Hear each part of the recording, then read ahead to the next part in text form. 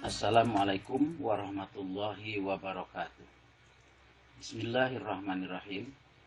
Alhamdulillahirabbil alamin. Assalatu wassalamu ala sayyidina Muhammadin wa ala alihi wa sahbihi ajmain, amma ba'du. Kaum muslimin dan muslimat, wabil khusus para pelajar, dalam kesempatan ini saya akan membahas hukum bacaan nun mati dan tanwin.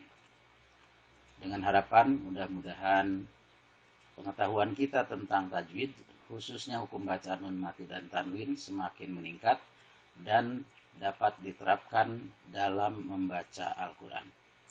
Baik, langsung kita mulai saja.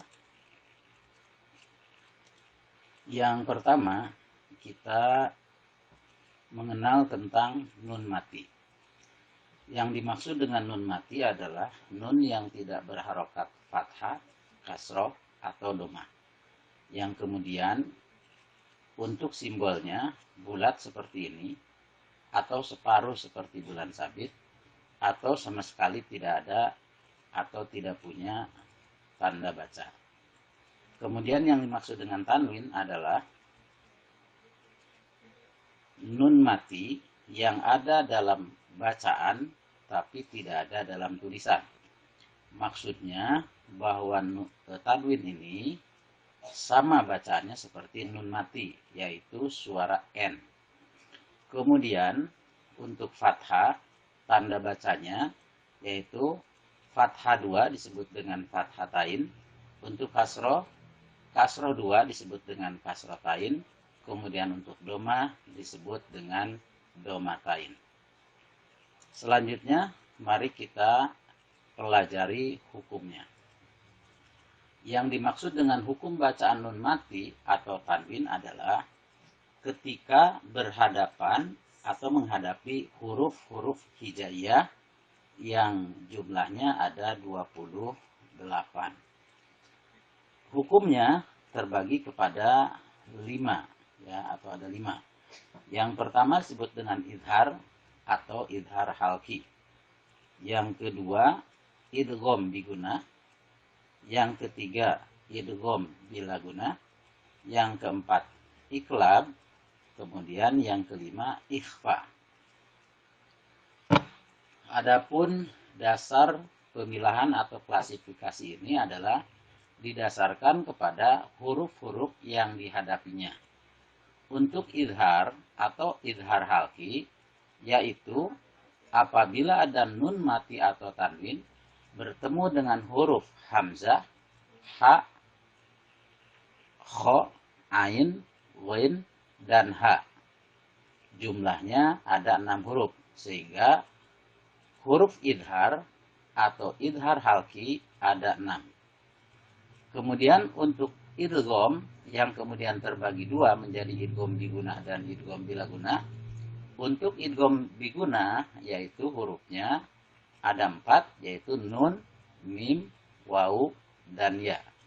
Sedangkan untuk idgham bilaguna hurufnya ada 2, yaitu lam dan ro.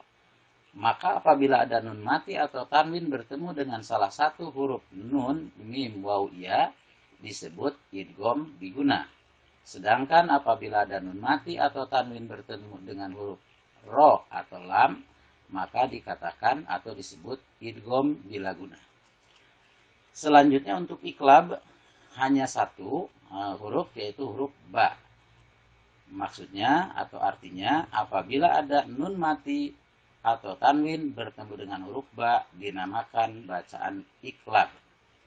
Selanjutnya sisanya adalah huruf ikhfa, yakni berjumlah 15. Ya, maka apabila ada nun mati bertemu dengan salah satu huruf yang 15 ini, yaitu ta, fa, jim, dal, zal, zai, sin, shin, sod, dod, ko, zo, fa, kof, kaf, maka dinamakan ikhfa.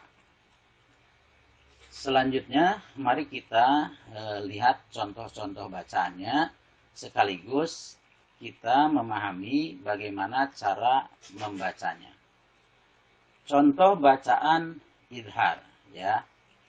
Contoh-contoh ini semuanya ini adalah bacaan idhar atau idhar halki karena bertemu dengan huruf-huruf idhar halki, ya.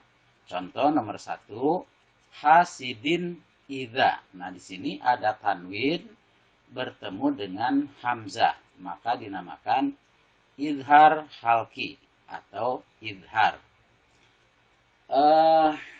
Perlu saya tambahkan di sini. Di sini ada tanwin bukan bertemu alif ya, tetapi bertemu hamzah. Lalu apa perbedaan alif dengan hamzah? Kalau alif itu adalah yang tidak berharokat. Contoh seperti ha. Ini fathah ketemu alif, ya. Sedangkan din ini kasrotain bertemu hamzah karena alifnya berharokat. Jadi kalau ada tulisan alif atau huruf alif berharokat itu hukumnya namanya hamzah. Maka di sini fathatain bertemu dengan hamzah. Nah, ini semuanya adalah contoh bacaan idhar. Lalu bagaimana cara membacanya? Cara membacanya adalah jelas tanpa mendengung. Diulangi, jelas tanpa mendengung. Apa yang dimaksud jelas? Yaitu jelas suara fathatain atau suara tanwin atau suara nunnya, yakni suara n. Jadi n-nya harus jelas, ya. Contoh hasidin, jangan dibaca hasidi. Nah, ini berarti tidak jelas n-nya. Kemudian ditambah dengan tidak mendengung. Apa itu tidak mendengung? Artinya tidak ditahan atau tidak dibaca lama, ya. Mari kita contohkan atau kita perhatikan contohnya atau contoh cara membacanya. Hasidin idza salamun hiya jannatin aliyah ata'an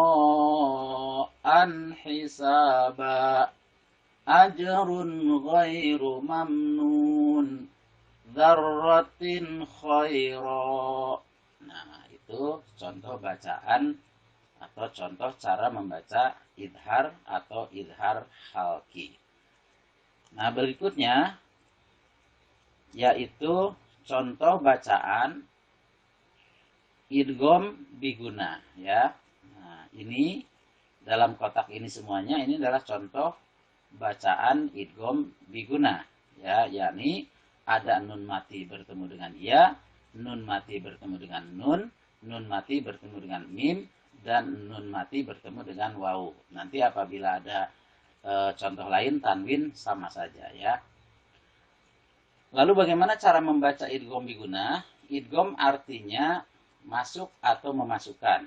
Nah, jadi apa yang dimasukkan di sini suara nun atau suara n.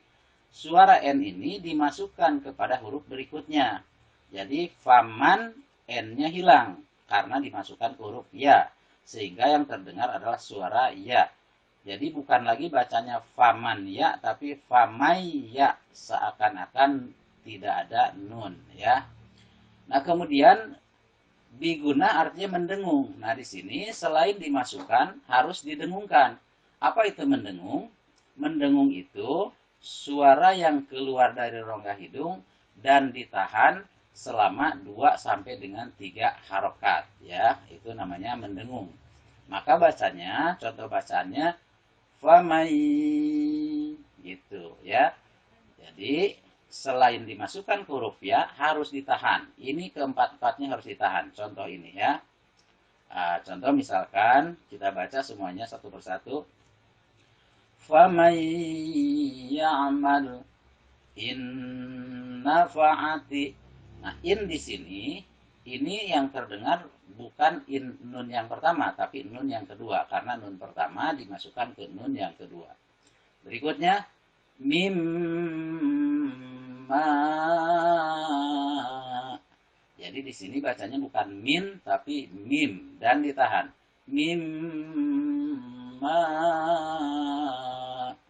Kemudian, miwali.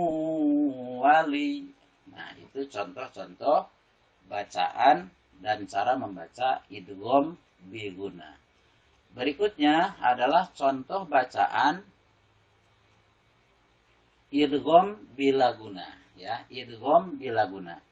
Nah, ini contoh ini atau yang ada di tulisan-tulisan ini adalah contoh-contoh bacaan idgham biguna, yakni nun bertemu dengan nun mati bertemu dengan lam, nun mati bertemu dengan ro, tanwin bertemu dengan lam, dan tanwin bertemu dengan huruf ro.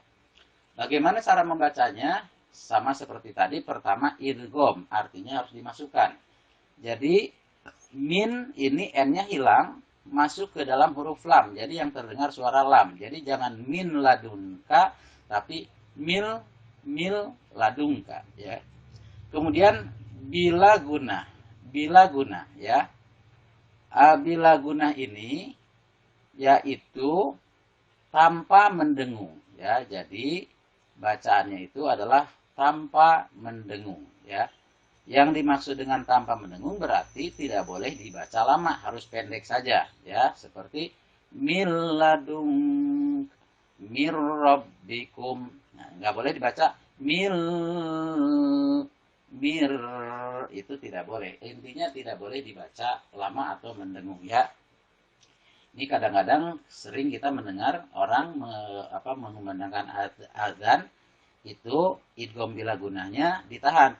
Asyhadu alla itu tidak boleh. Nah, karena itu namanya juga jadi mendengung. Nah, padahal tidak boleh mendengung, ya.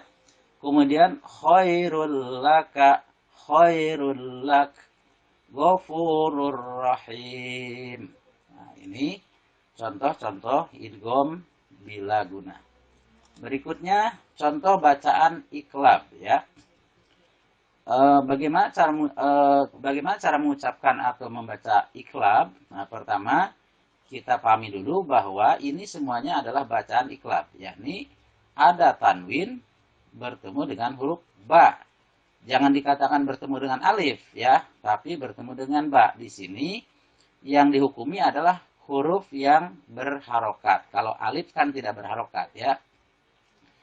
Nah, bagaimana cara membacanya? Yaitu suara nun mati diganti, ditukar menjadi suara mim dan ditambah dengan mendengung. Artinya harus ditahan, ya, selama 2 sampai dengan 3 harokat. Contoh, lanasfa'am bin nasiyah.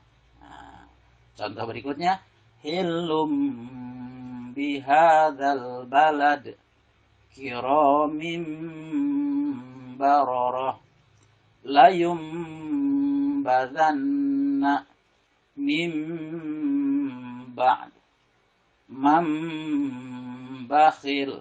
Seperti itu contohnya. Berikutnya yaitu contoh bacaan ikhfa.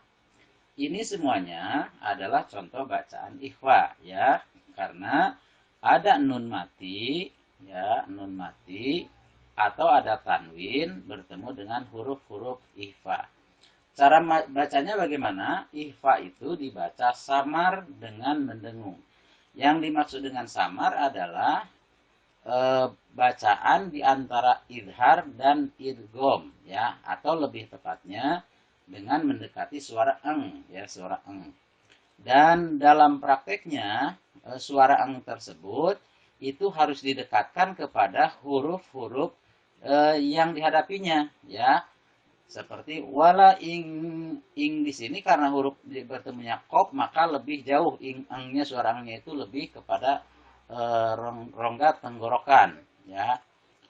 Maka kemudian nanti sebagai pendalaman ada yang namanya ihfa ab'ad, ihfa yang jauh, artinya ada di tenggorokan yang paling dalam, yaitu huruf qaf dan huruf kaf, ya.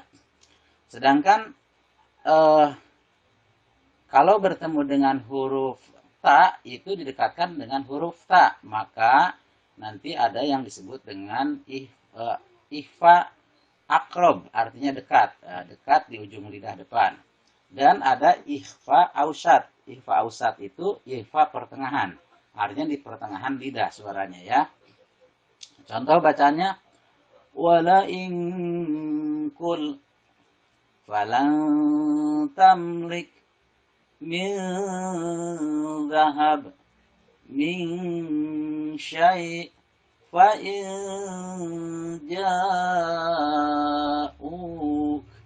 لكل جعلنا ما إن دافق كلا ضربنا ذرية طيبة.